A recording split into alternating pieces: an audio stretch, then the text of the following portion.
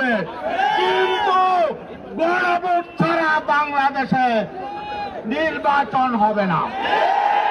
আমরা আন্দোলন মাত্র শুরু করেছি ঐক্যবদ্ধভাবে, আন্দোলন তীব্রতর হবে। আপনারা যদি আন্দোলন চান আমরা আন্দোলন দেখাবো, আর যদি আপনারা অঙ্গীকার বাস্তবায়ন করে সোজা পথে হাঁটেন তাহলে আমরাও আপনাদের সহযোগিতা করব। আসসালামু আলাইকুম রহমতুল্লাহ। নাহমাদুহু ওয়া নুসাল্লি আলা রাসূলিল কারীম, আম্মা বাদ।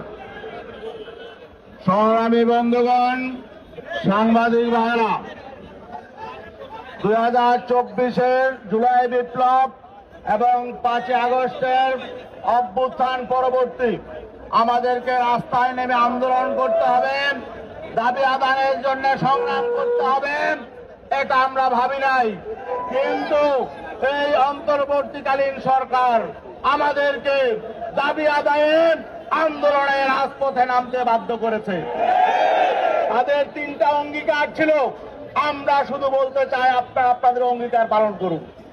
1 নাম্বার, তারা রাষ্ট্র সংস্কার করবে, আর রাষ্ট্র সংস্কারের জন্য সংস্কার কমিশন হয়েছিল, ঐক্যমত্য কমিশন হয়েছে, জুলাই সনদ হয়েছে, জুলাই সনদ স্বাক্ষরিত হয়েছে, জুলাই সনদের বাস্তবায়ন আদেশের জন্য সকল রাজনৈতিক দলগুলো একমত হয়েছে, গণভোটের ব্যাপারে একমত হয়েছে।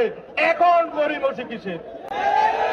আগামী 10 তারিখের মধ্যে জুলাই সনদের বাস্তবায়ন আদেশ না হলে ঢাকা শহর আমরা লোকারণ্য করে সমাবেশ করবো ইনশাল্লাহ। আর গণভোটের তারিখের মধ্যে ঘোষণা করতে হবে। নির্বাচনের সাথে গণভোট হবে না, একসাথে তফসিল হবে না, গণভোটের তফসিল আগে হবে। আর আমরা বলেছিলাম নভেম্বরের মধ্যে গণভোট দিতে, আপনারা গড়িমসি করে সময় যাপন করেছেন। এখন যদি নভেম্বরে দিতে না পারেন, যেদিনই দেন নির্বাচন আগে দিতে হবে। প্রয়োজনে নির্বাচন ফেব্রুয়ারিতে হবে না, আরো 2 মাস পরে হবে, কিন্তু গণভোট ছাড়া বাংলাদেশে নির্বাচন হবে না। গণভোট আগে হবে, রাষ্ট্র সংস্কার নিশ্চিত হবে, তারপরে নির্বাচন। রাষ্ট্র মেরামতের জন্য আমাদের সন্তানরা জীবন দিয়েছে, কৃষক শ্রমিকরা জীবন দিয়েছে, রক্ত ঝরেছে, অতএব এটা নিয়ে কোনো তাল বাহানা চলবে না। আমরা আন্দোলন মাত্র শুরু করেছি ঐক্যবদ্ধভাবে, আন্দোলন তীব্রতর হবে।